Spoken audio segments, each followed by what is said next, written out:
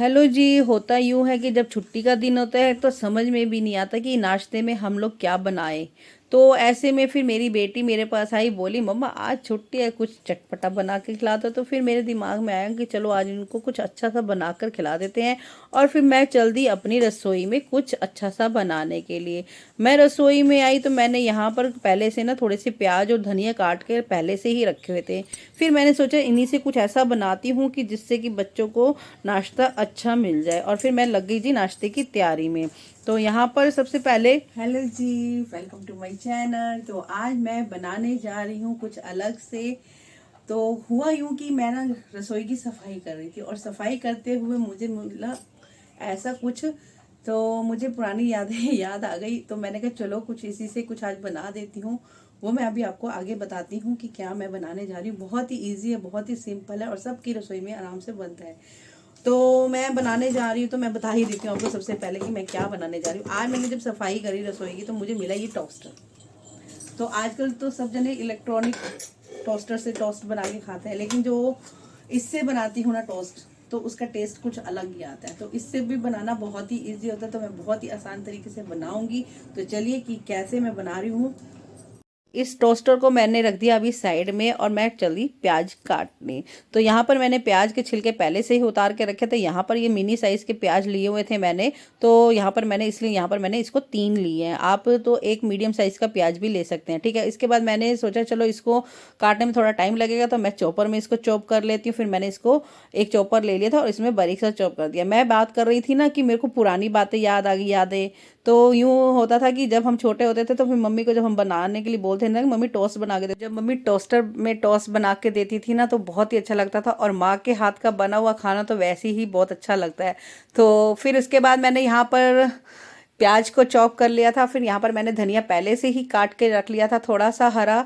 तो इसके बाद फिर इसके बाद मैंने ले ली एक हरी तीखी तीखी मिर्च, क्योंकि इसको भी डालने से इसका टेस्ट बहुत बढ़ जाता है, क्योंकि इसमें एक तीखापन आ जाता है खाने में।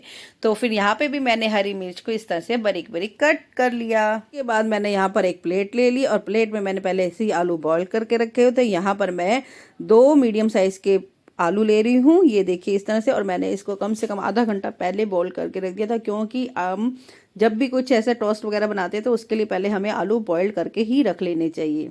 उससे इसका टेस्ट बहुत अच्छे से आता है और ये अच्छे से बन जाते हैं। फिर इनको मैंने एक फोक की सहायता से इनको मैश कर लिया था, ये देखिए इस तरह से।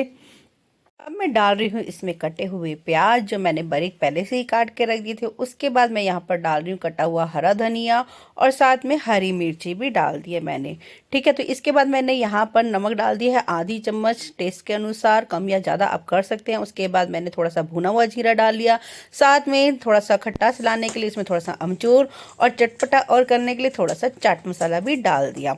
तो अब इन सभी मसालों को डालने के बाद मैं इन सबको मिक्स कर दूंगी आलू को। तो यहाँ पर ये स्टफिंग बिल्कुल तैयार। तो इसके बाद एक छोटी सी रिक्वेस्ट है कि प्लीज़ आप मेरे चैनल को लाइक शेयर सब्सक्राइब ज़रूर कर दीजिएगा और कमेंट करके बताइएगा कि ये रेसिपी आपको कैसी लगी। तो यहाँ पर मैंने ले ली है 2 ब्रेड की स्लाइस और एक स्लाइस के ऊपर मैंने जो आलू का पेस्ट बना कर रखा था वो भी मैंने इसके ऊपर रख दिया। और दूसरी स्लाइस को इस वाले आलू के पेस्ट के ऊपर रख कर मैंने इनको हल्के हाथ से प्रेस करके रख दिया।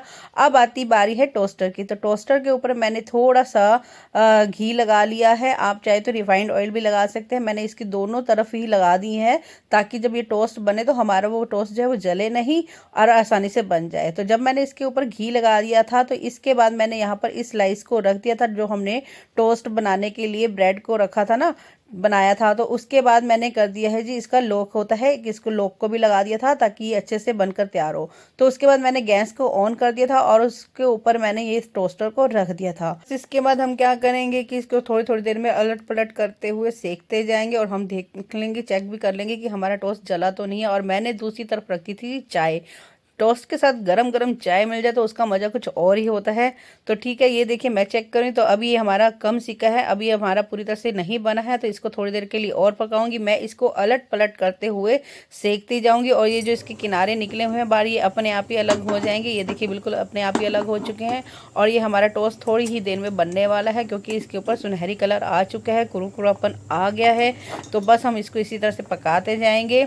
तो ये देखिए अब हमारा टोस्ट बनकर तैयार हो चुका है एकदम गोल्डन सुनहरी कलर का क्रिस्पी क्रिस्पी टोस्ट। ये इतना क्रिस्पी है कि ये अपने आप ही टोस्टर से बाहर आ गया और इसका क्रिस्पीपन की आवाज़ अभी मैं बताती हूँ। ये देखिए कितना कुरकुरा बना है। तो लीजिए बनकर तैयार हो चुका है हमारा क्रिस्पी सा टोस्ट। तो फिर देर किस बात की, आप भी अपनी रसोई में इस टोस्ट को बनाइए और कमेंट करके मुझे ज़रूर बताइए और मेरे चैनल को सब्सक्राइब भी ज़रूर कर दीजिएगा।